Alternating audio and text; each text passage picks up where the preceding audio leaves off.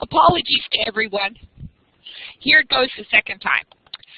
Jeffrey Townsend has worked in the movie business for about 20 years as a production designer and a second unit director. And then he moved to Walla Walla to pursue three passions: fatherhood, digital filmmaking, and learning about education. Once Director Beth Hudson, discovered that he was in the community, she asked him to collaborate on a grant proposal for the Paul G. Allen Family Foundation to build CrewSpace. This is a sophisticated teaching and media production facility which is located in the Walla Walla Public Library. And Jeffrey is going to tell us today all about the experience of working for this grant and putting together things and working with teenagers. And so we much appreciate his willingness to share his knowledge with us. Thank you, Jeffrey. And just to reiterate what was said earlier, I will be monitoring chat, and then so type your question down in chat if you have one. And Jeffrey likes being interrupted and will respond to your question at the point you ask it. So with no further ado, Jeffrey, thanks, and take it away. Oh, I'm sorry. I forgot about this. There are two more things. Apologies. Okay, go for it, Jeremy.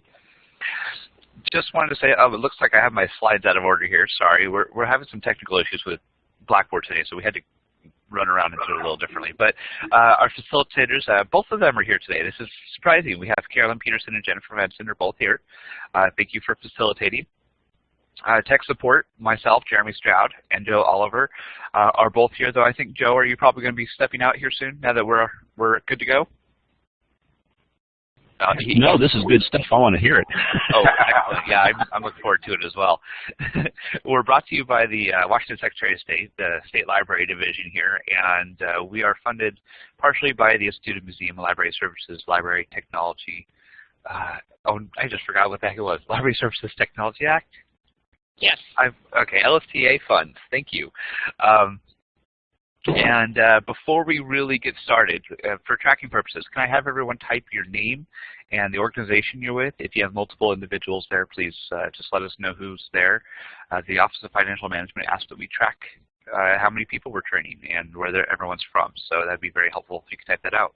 We'll give you a couple moments and then pass it on to Jeffrey. Okay, well, while they're doing that, Jeffrey, I think you could just go ahead and go for it. Well, thank you. And thank you all for tuning in this morning. I will do my best to paint you a little bit of a picture of how this came about and what's working and what looks the most promising about it. We named this project CrewSpace. I'm standing in CrewSpace. I have some pictures of what it used to look like right here.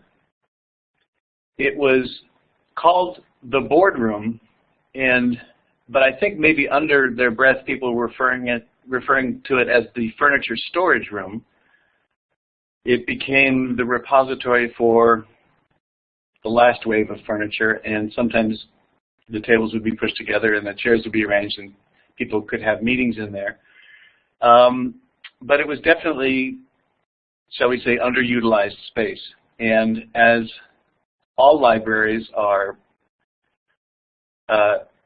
hoping to reach young people in ways that are meaningful to them now, Beth caught wind of the Paul Allen Foundation's interest in that endeavor and invited me, and initially at the beginning a few other people too, to contribute ideas, and everybody else got busy, and I was just fascinated by the task, and so I was sort of the last man standing in terms of the community volunteers helping to put this together. So here's, although you can actually see it behind me, here's an early shot while the paint was still drying, I think, of the transformation, pretty much from the same angle as the shot before.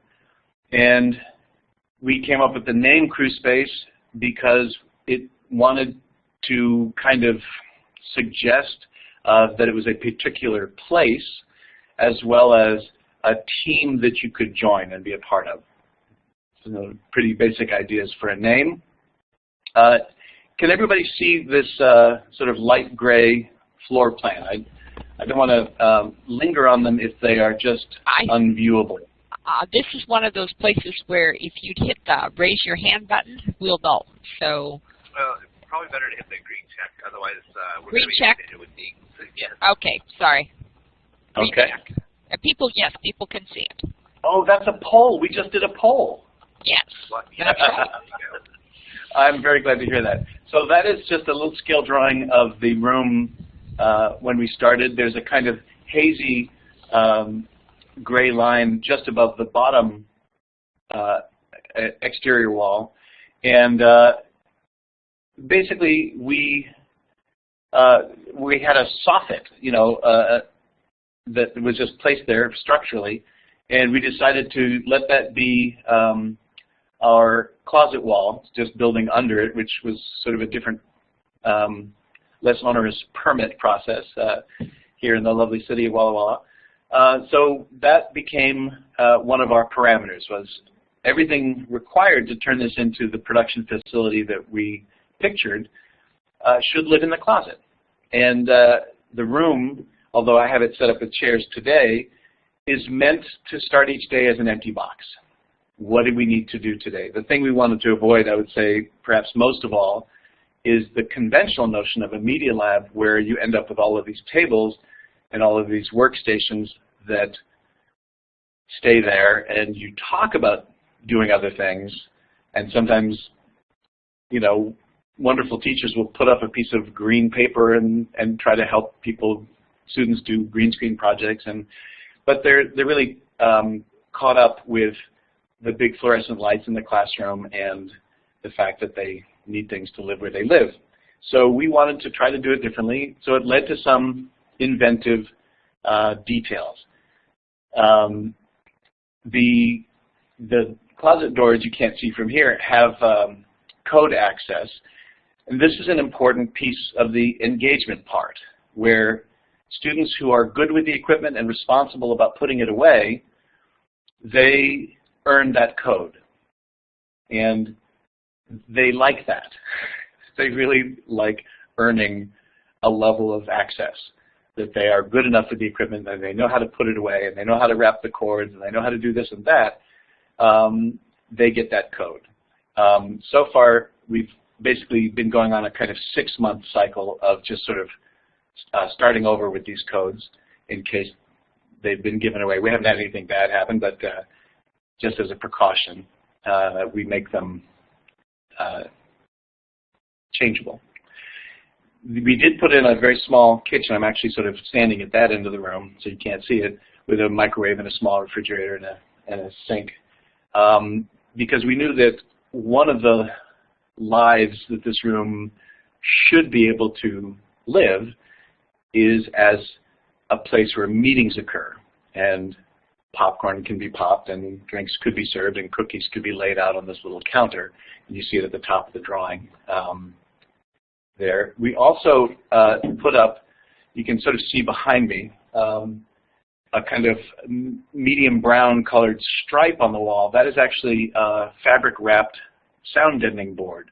So it provides very inexpensively 2 wonderful features. It changes the audio in the room just to make it sound differently from a cinder block cell that it used to sound like. Acoustically, it changes the room, and it also gives us a place to pin stuff up. Right now, we have a bunch of inspiring posters that the kids seem to like.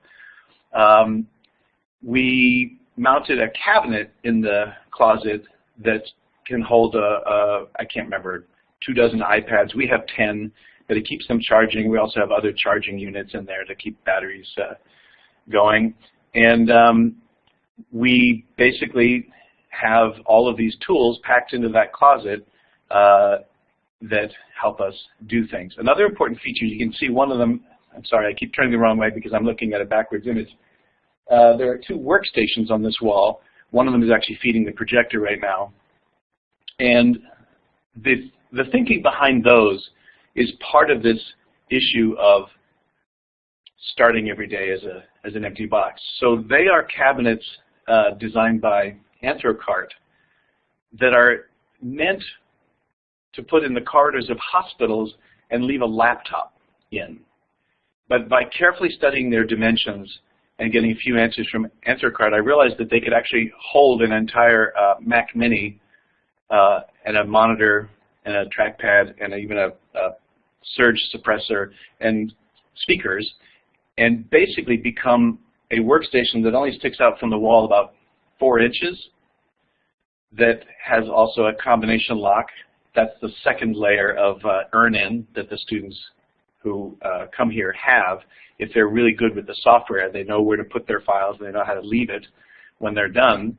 That's the second code that they are eligible to learn. And so basically, they dial in the code, that surface drops down, and the computer wakes up, and they're ready to work. There's something hiding inside that idea that I'll probably keep coming back to, that has to do with what I call the speed bump approach. And what that means is that when it comes to media creation of almost any kind, there are these technological and learning speed bumps that, if you're not really careful, they will actually deflate significantly a young person's interest in pursuing that. If the first project they make is a little underwhelming to them, it does not seem cool, it does not seem handsome, it does not make them look like they have this awesome new skill set, they will tend to lose interest more swiftly. And so basically, the theme I will keep revisiting is this flattening out the speed bumps idea. So literally having a computer that you can step up to that just wakes up and is ready to launch the app that you want to work in is a tiny little speed bump. Having to clear furniture out of the way is another little speed bump. I'm going to just keep going down these images. This is a close-up of the 2 workstations we have. We actually have room for 3 more, if that seems to be one of the hotbed areas of activity, which it certainly looks that way now, but we're analyzing those activities closely. And on the sort of south side of things, there are all kinds of tools, including these portable sound baffles. They're very lightweight, but a little, it's funny to move them because they wobble and wiggle, and you know, they always seem to provoke laughter. But you can literally build a podcasting studio by creating a little box, and one of them actually has a little acrylic window in it so that you can still see. And just get in there with a microphone and record a really clean narration track or a podcast, or all kinds of projects have been done in them, including you know, character voices, cartoon character voices. So we also installed brackets for nice long paper background rolls. This is the 12-foot version, which gives you significantly more spread if you're trying to shoot a group shot, something with more than one character. And it includes the all-important green screen. This is something that kids love. But there's a problem with green screen. My way of teasing local student filmmakers about the green screen problem is I say, if you own 7 lights of whatever kind, little clip lights from the hardware store, and that's your collection of lights, believe it or not, you will use 6 of them to try to get an even light on your green screen background, and you'll have 1 left over to light your actor or your spokesperson or your mom or your dad or yourself in front of the green screen. And this is sort of a problem that I've encountered even while in production at big Hollywood sound stages that are dedicated green screen facilities. Getting that even 1 color of green from corner to corner, side to side, top to bottom is really hard. And so I took a risk and designed these light fixtures, just 2 of them, and the students know, how to move them into position and where they go to work right. You can sort of see them at the right and left here. They're actually just like a workshop ceiling fixture, the kind that usually hangs down on a couple of chains, with 8-foot fluorescent bulbs. So it's an 8-foot tall fixture. In this version, my version, they are on a stand so that they work vertically. They don't weigh anything. They didn't hardly cost anything. And they do the most amazing job of providing that single color of green. Now, the reason for that on a technological side is that the computer software for keying out the background to put a new background in for kids to be in outer space or wherever they want to be, the computer is looking for a very narrow range of colors to key out to turn the background transparent. Actually, yes. I just wanted to interrupt and say, how cheap? What is really cheap when you say really cheap? How cheap is really cheap for the lights? Because that might be something that, I mean, I'm looking at this and going, woo-woo. So how much? Because we're going to be doing some screening here at the library. So I'm going to be taxing my memory because this is now, it's been about a year since I spec'd these out. But it seems to me the fixtures themselves were in the $40 or $50 range. The bulbs, you know, were just from Home Depot, although we made an effort to check their color temperature. So these are the fluorescent bulbs that are closest to daylight color temperature. And the stands are essentially a very inexpensive version of a photographer's C-stand, but not so heavy duty. We didn't need that here. The stands might have been, oh, so the bulbs, I think, they came in 2-packs for maybe $17 for 2. I think it was like that. The stands, I want to say, were around $40. And then that sounds doable. That sounds doable. I actually had a buddy create a little. We just needed a little L bracket so that one could mate to the other. We basically needed one little thing, and a friend did it as a favor. 2 little pieces of hardware so that the stand would actually catch something we had mounted to the lights. So for me, to get such headache-free green screen lighting, that seems very cheap compared to all the other solutions out there. That sounds like about $150, somewhere around in there. Yeah, I think that's about right. Okay, that's very helpful. Thanks. And you know, and I'm happy to follow up with people by email if you want on details there. But so again, I just want to revisit this point of the speed bumps. Kids love green screen. They love dreaming of putting their characters in exotic places. To just take that headache away, where if it's shot this way with these simple 2 lights, they can use all the other lights we have to concentrate on lighting the actors or their spokesperson, whatever it is, exclusively the way that should be lit. And they've got a perfect key. You know, that's the verb is to key out the background. Actually, running behind me is something that's worth talking about. You can vaguely see a high school freshman delivering a book review. This is a program we have here called Book Ventures. And she was shot in front of this green screen, and we just put this sort of animated background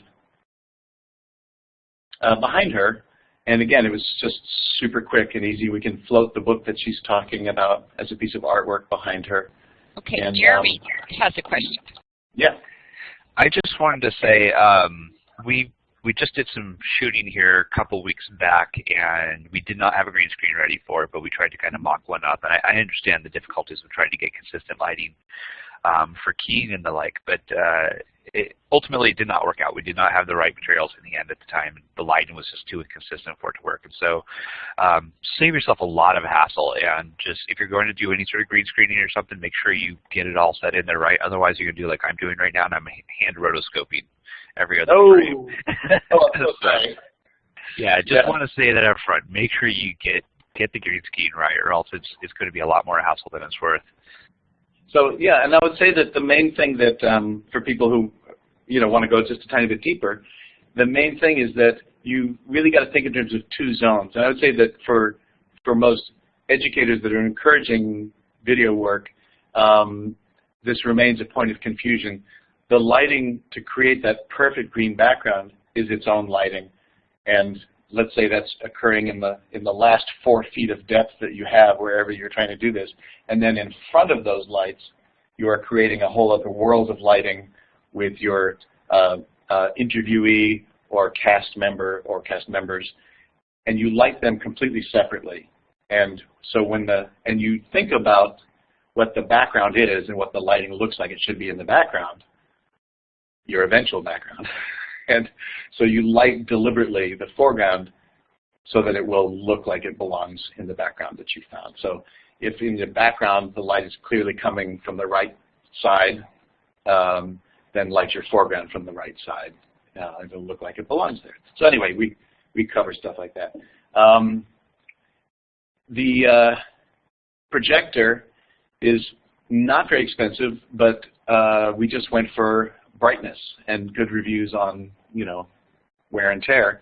And it's so much fun when paired with an Apple TV. So an Apple TV is that little $100, hockey puck-sized box that enables you in the world of Apple. And I've been a content creator for a long time and started out on the PC side and quickly moved over to the Mac side just because everything tends to work. And especially working with kids, you spend so little time troubleshooting, making problems go away. It's another speed bump issue.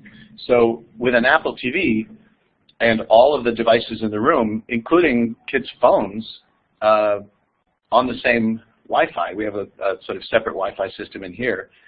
That means that as kids are working on stuff, we can literally walk around and say, hey, can I show this to everybody else? And with a click of or a tap, if it's an iPad, a tap of a finger, you've pushed what they're working on to the screen so that everybody can see what they're working on. It's just a great collaborative tool for educators, is to somehow get into the Apple TV world or something that can replicate that.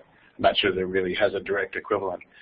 So we went with a closet full of these sort of skinny seminar tables. There's sort of 2 reasons for that. One is it's easier to build different shapes with them, and also individually, even though they're sort of the sturdy kind, the kind of old school heavy particle board and steel kind, it's not too onerous for one person to move the tables if that's what they need to do. If one person has to go in the closet and move out 3 tables, they're not so heavy that you need to wait for somebody else to arrive to do it.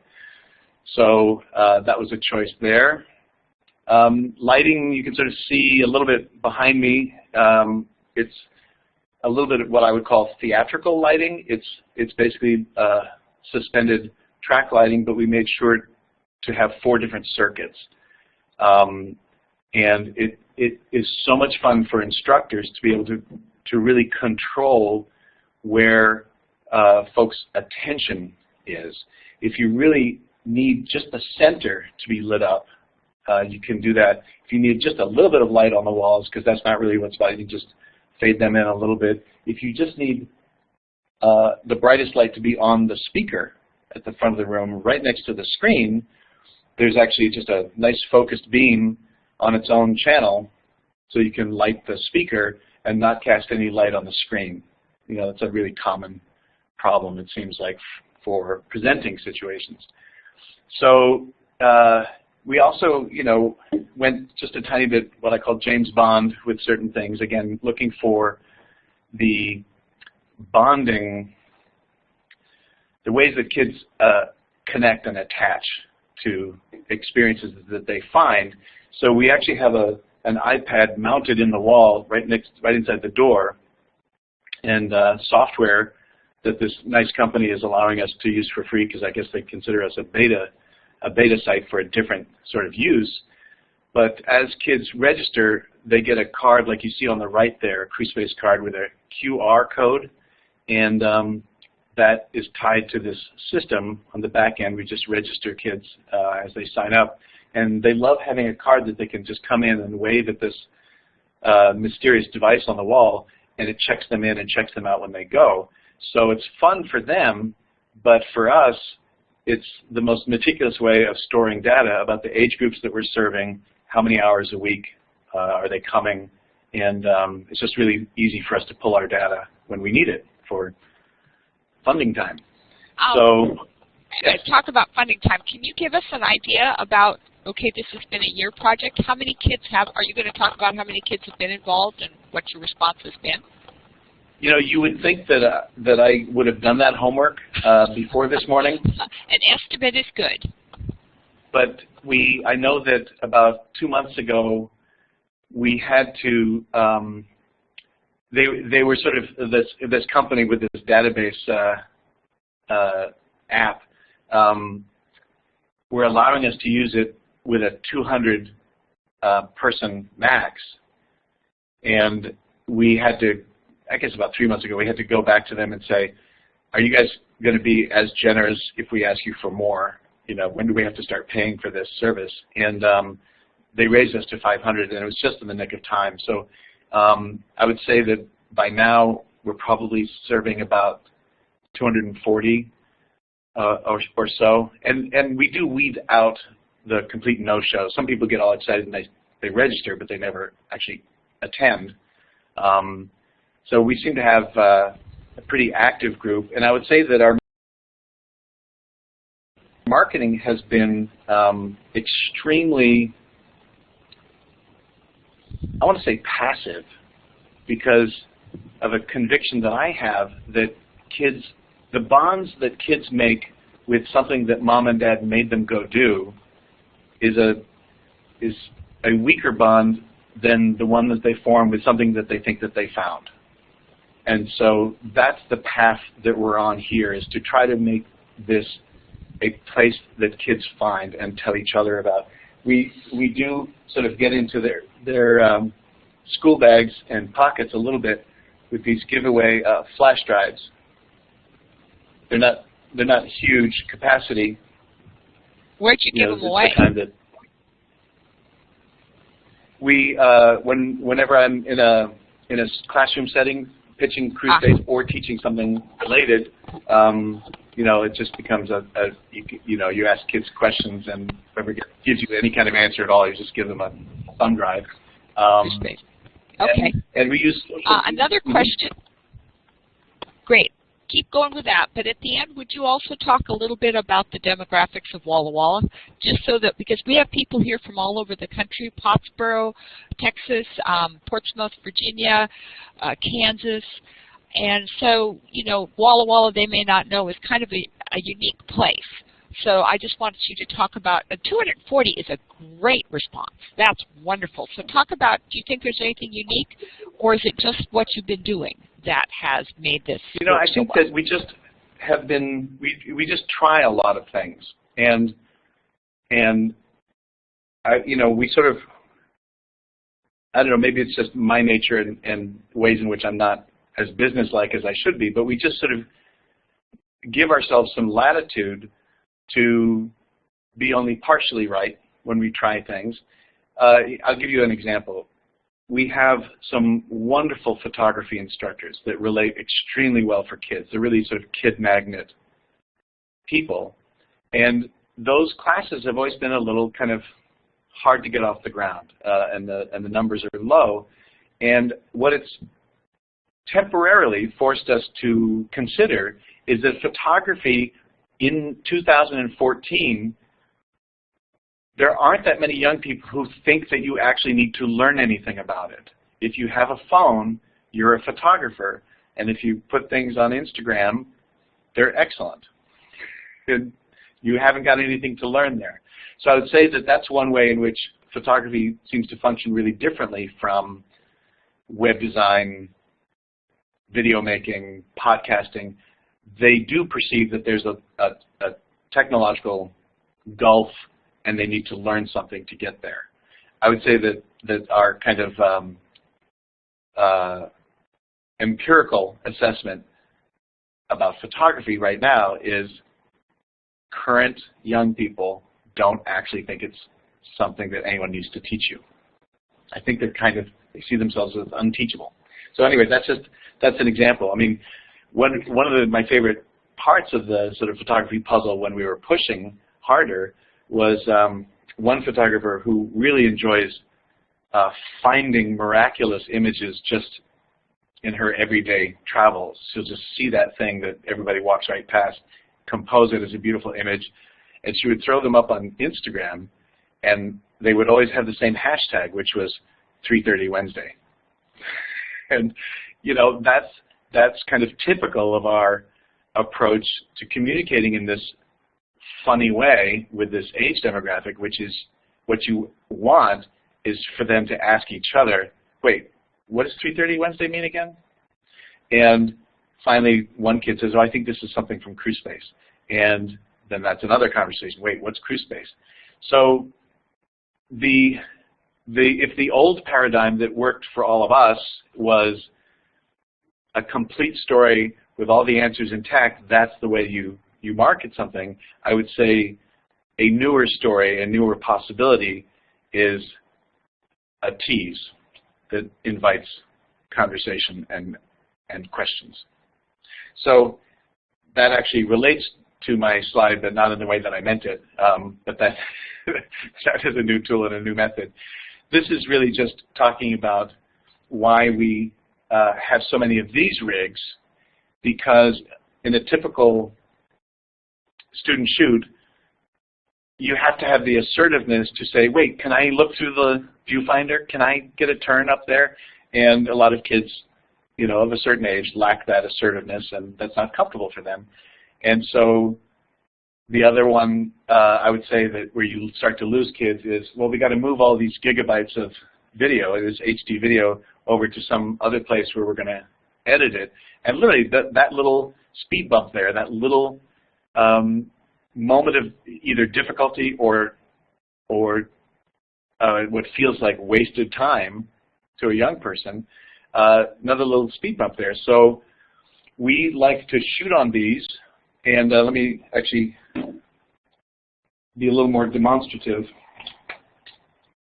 By these, I mean a case that holds an iPad and also gives you the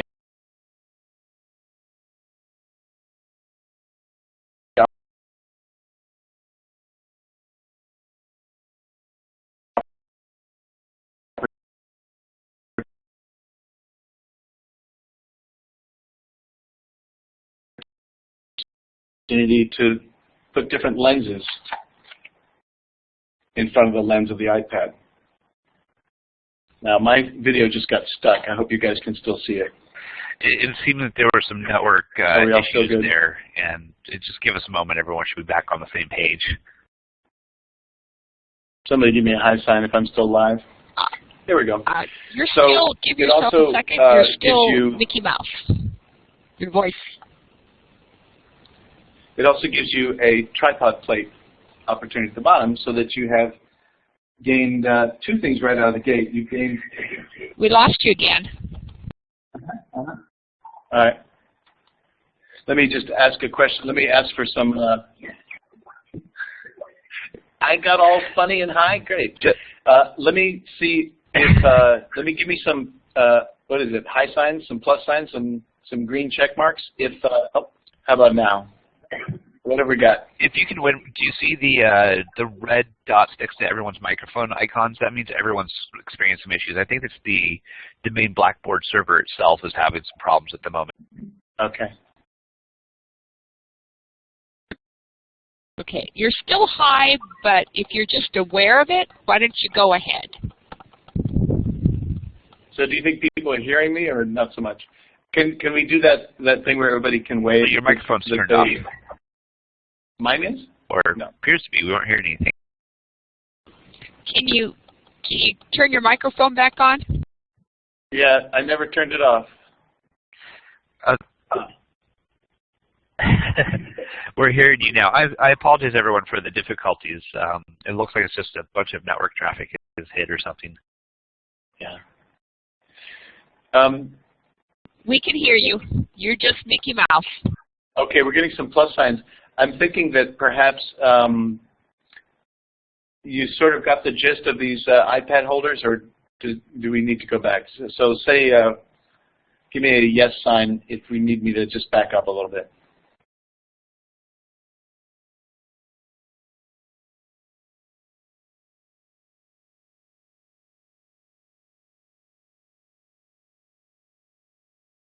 I can't tell if they got that. There's a little, I'm not seeing any yes signs, so I think you can go forward. yeah, I got one yes there. All right. Okay. Somebody would like to know what brand. I want to say Maya Kama. I'm willing to actually put a bunch of specifics in an email that then you guys could distribute. Does that make sense? Will you guys, Carolyn, would you guys be able to just sort of send out a little e-blast to participants? We don't take registration information, so we don't have email addresses. All right. Well, people, what we could do is I'm going to put my email in, and anyone who's interested in getting email from Jeffrey can email me, and then I will pass it along. So I'm putting my email in the chat box. Cool. And I can definitely just try to list out with links, sources, and specifics. But you know, my point about using iPads to shoot with is that if you have a way to mount them on a tripod, if you have a way to change their focal length, meaning put a wider lens on, put a longer, more telephoto lens on them, you can start to shoot stuff that stops looking like it was shot on an iPad. And the free app that you can download if you buy one of these cases allows you to do several things you can't do in the regular iPad video app, like lock exposure, lock white balance, lock focus, so that it stops hunting and changing, which is one of the sort of indicators that you've shot something on an iPad. So it's a really nice tool for trying to take video a little more seriously, and then to defeat the sort of time waster of moving data around to someplace you can edit. We just edit in Pinnacle Studio Pro on the iPad. It's a surprisingly full-featured video editing app, and I think kids also respond to that. They shot it, they pop the iPad out, they can just start editing right away. Again, more speed bump removal. Let me get back to where I can progress slides. That's some pictures of the unit. Maya Kama is what I want to call it, but I worry that I've got my consonants goofed up there. But I think the manufacturer is Maya Kama. And then, you know, there are those students that we have that would see that as a kind of a little kid solution. And so we have one of these. It's a Sony NEX5R. It's a surprisingly full-featured yet small camera, and I'll give you an example of what would make us choose something like this. Again, it's more about speed bumps. A lot of young filmmakers, there's a shot that they picture in their mind's eye, which is their actor, their friend, walks in the room, looks around, and then walks right up to the camera into their own close-up.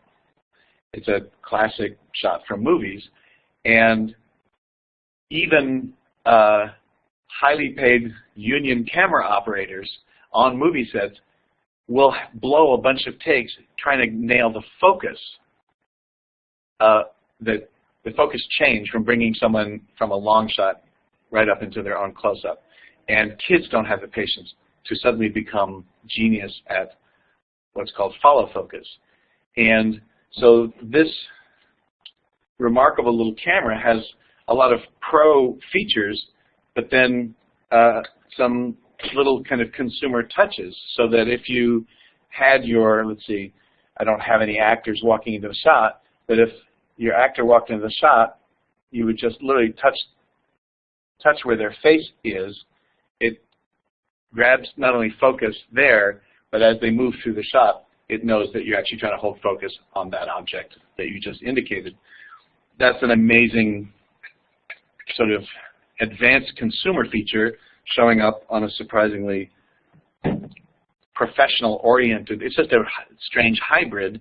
The camera itself is maybe a $700 camera, but for those kind of, for that kind of level of speed bump removal, we felt like it was a perfect fit for CrewSpace.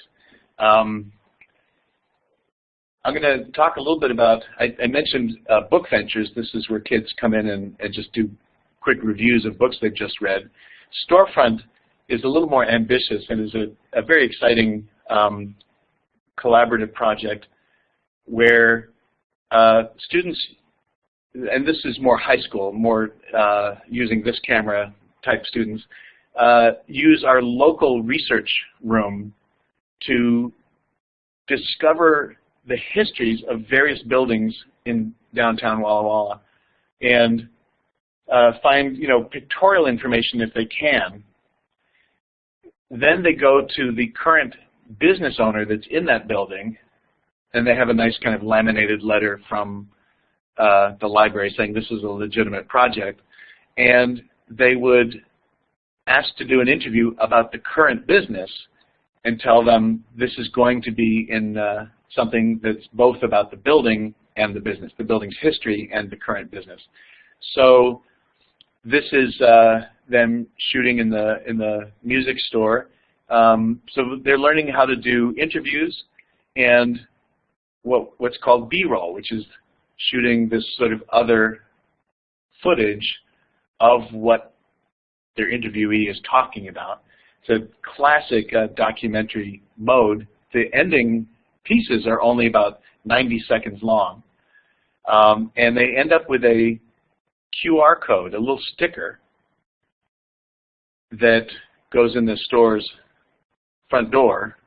And so that even when they're closed, people with smartphones can walk up, shoot that, and immediately view this 90-second video about the building and about the business. It's an exciting project that those students have now turned over to another group of students from another school. They're picking it up as part of their history class because that teacher just believes strongly that the way to make history real is to make it specific and find out all the history behind this building that you drive by every day. So we've had all kinds of filmmaking classes. We've had all kinds of music classes. One of our busiest classes is actually beat making and hip hop and dubstep, which actually meets, there are I think 3 of those a week. And again, we have a great instructor named Chris Johnlick, who's just a kid magnet and speaks their language and does an incredible job at keeping this place hopping. And but we've had some audio classes. We've done a little bit of Photoshop, InDesign, and Illustrator. It does tend to attract a little bit of an older crowd, but we like to serve them as well. We have both Logic Pro and GarageBand, and we even, well, actually, I'm just going to skip ahead to these. One of my favorites is at the bottom of this list. We're right in the middle of some professional development courses for middle school teachers. It's for clock hours, and we've worked all that out with them, and they are being given a crash course in filmmaking so that when they tell students to submit an assignment on video, that's an option, and kids say yes, that they are more authoritatively able to grade that assignment when it's turned in. That's something I feel really strongly about, that it's really just a language idea that teachers need to know that they have the same level of authority on a video assignment as they would with an essay that a student has written. That a lot of the same rules apply. They just need to wrap their brain around the differences and regain a level of authority with video when they have, what I call the YouTube generation sitting in their classes. So I'd like to open it up for questions if we have any. Okay, this is when you get to type or anything. Please do it. I've been quite bold in just jumping in and asking right as we went along. But if you are, something's occurred to you and you would like to ask it, please do so. And I am just excited about this. This is really cool, and I am going to put this out on the chaos list here, which is the Children and Young Adult Services list. for the WLA so that folks can go back and do it. Here's one. Joe says, what material did you use for sound dampening?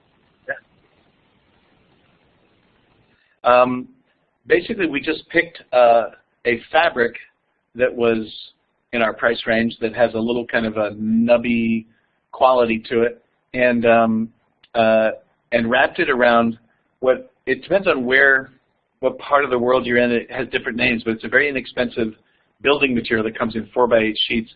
It basically just looks like compressed sawdust. It's the kind of board where if you walked up and did this to the corner, you would actually break off a piece very easily with your hand. It's called either JM board or Sound-Deadening board, or it has one other name that escapes me at the moment.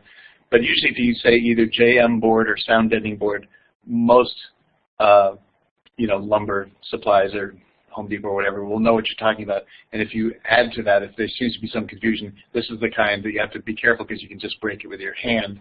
They usually know what you're talking about. So it's basically taking advantage of its 4-foot width to build that 4-foot band around the room at the level that people's heads are when they're either standing or sitting. That's why it works just to do that stripe around the room, is because you're dealing with the reflections that happen at the level of either standing or sitting. It's not foam core now. Like I say, Sound-Deadening board or JM board. There's one other name that's just gone from me. I'm sorry, I can't remember it. I think it's the East Coast name.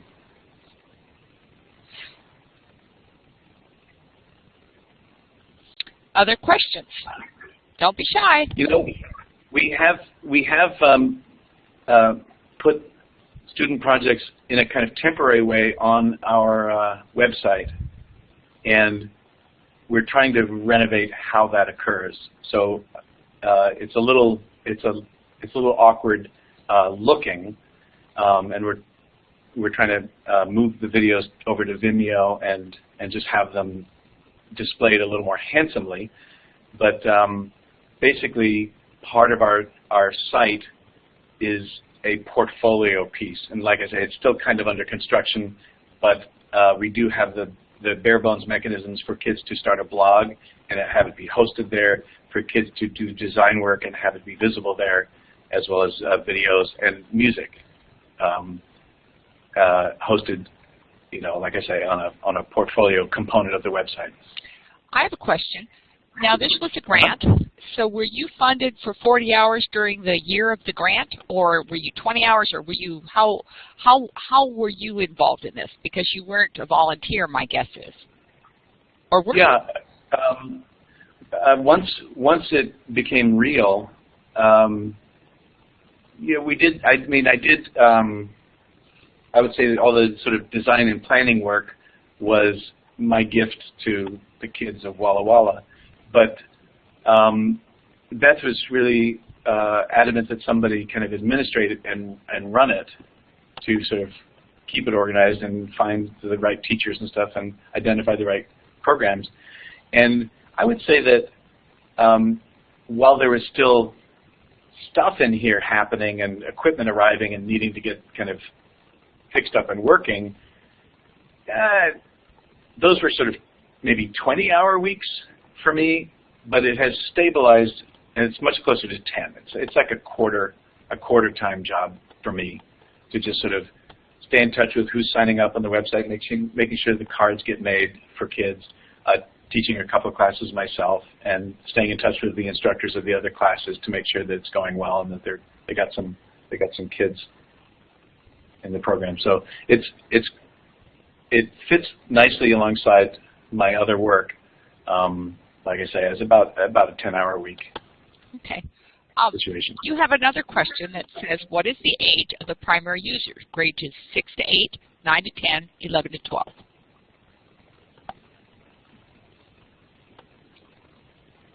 I want to say all of the above. It's very lame of me. It seems to me that it doesn't stay consistent. For instance, we just had a middle school program. It was actually a 5th grade program. So for us, an end of elementary school program that we burned through a bunch of hours on some Saturdays. And what we basically created for them was a way for these students to come learn how to do research on a topic, learn how to kind of do a casual interview, just a note-taking interview with certain staffers at school, and bring a month of news to turn into a little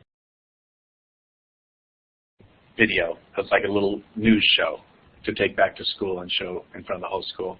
That was really, really fun. Those were our youngest kids.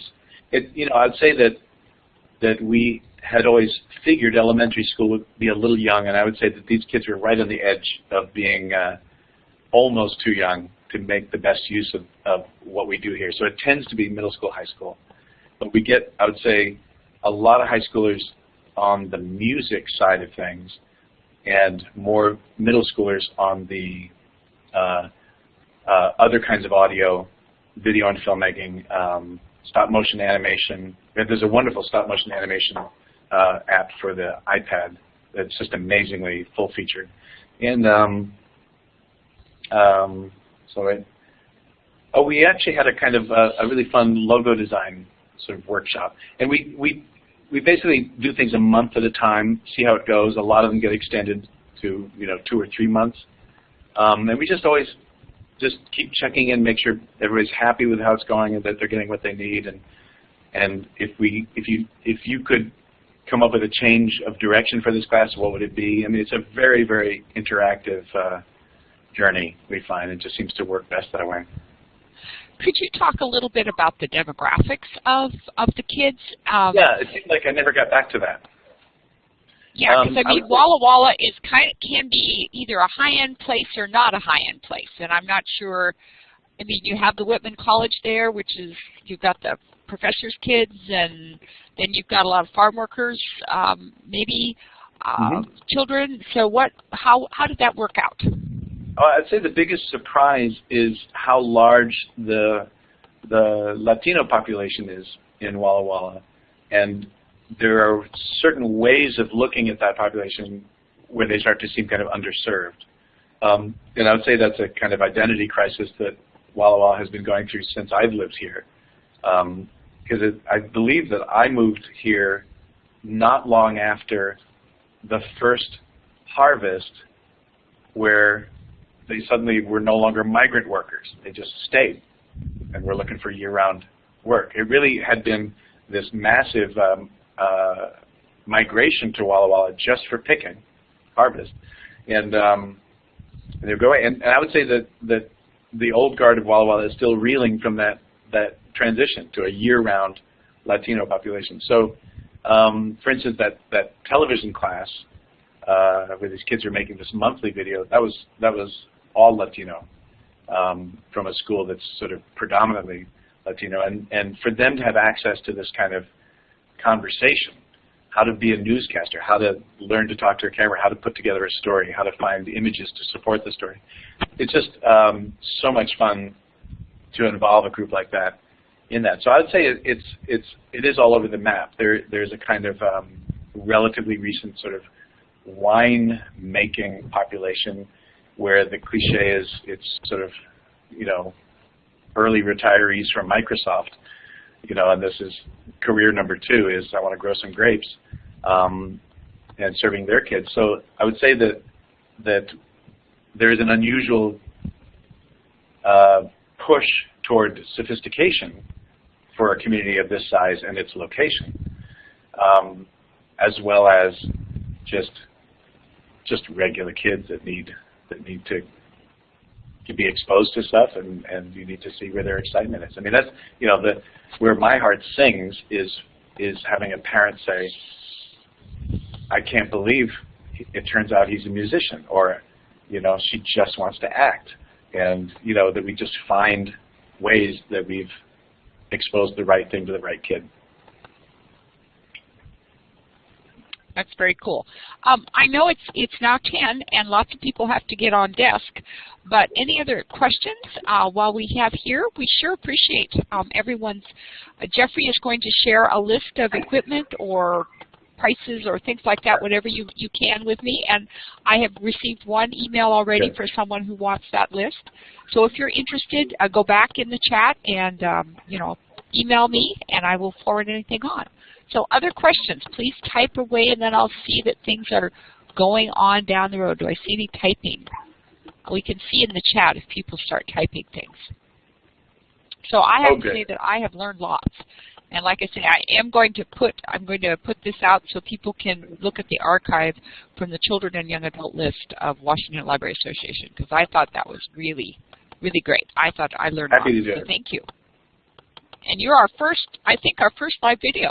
Have we ever done this before? Thank you for showing. Usually we do slides, so we've never had an entire live video streaming. This is very cool. No, not the first Tuesday. Happy to be a part of that. So very cool, very cool. Okay, well, thanks for doing it. So I'm seeing thanks. People are very interested. So please do send me a list or send it to Jeremy, since you have his email. And I've already gotten 2 people who've asked for it. So please let me, you know, share your expertise. Yes, and we're very Jeffrey. I'm excited. glad we were able to get everything to work out here today. Yeah, me too. Take care. Bye-bye.